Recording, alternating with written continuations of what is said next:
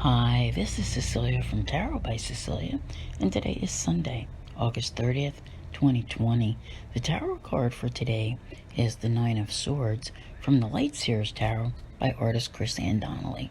This is a great depiction. This is a great deck, and it shows all of the worry, all of the fear that's associated with this card.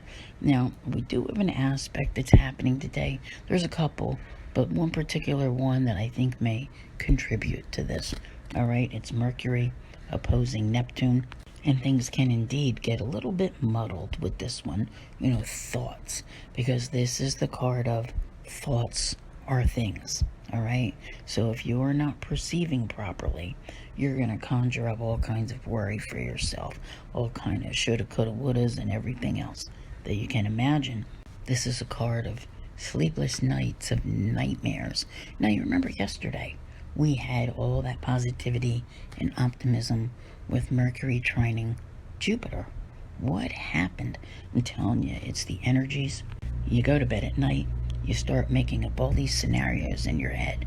Now, let's say something good did happen yesterday, right? You go to bed and you start thinking about all the ways you can possibly mess it up, right?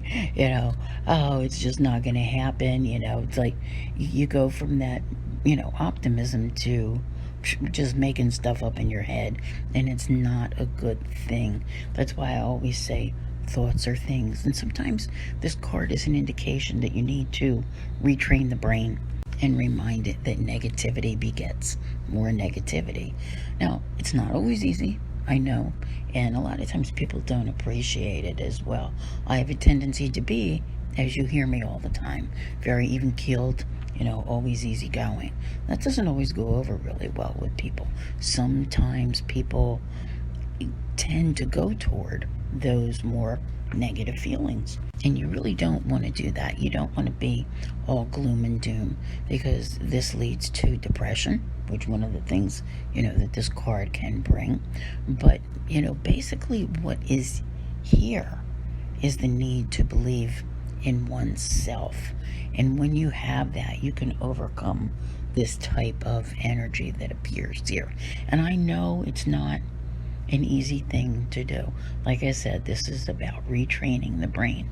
If you find yourself, yesterday we talked about optimism and pessimism. If you really ask yourself and you admit, yeah, I tend to be a bit of a worrywart and I always think everything's going to go wrong, you have to stop and ask yourself, why do you feel that way?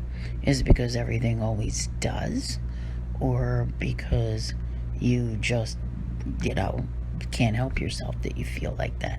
So these are important questions to ask yourself. But at the same time, I think that even when things are not good, if you can find a way to look at what there is, the old saying, what can you be thankful for? I really don't go in for all of that, but whatever finds a positive moment in your day helps you to alleviate some of this, because it's real easy to go to bed at night and start conjuring up scenarios of things that might happen and likely never will, but your mind is just like racing and telling you that it's possible. So in order to get a good night's sleep, think positive thoughts and remind yourself that the next day is a new day, and have a good plan going and get up and do great things. I want to thank you all very much for being here. I'll see you here again tomorrow, and as always, have a great day.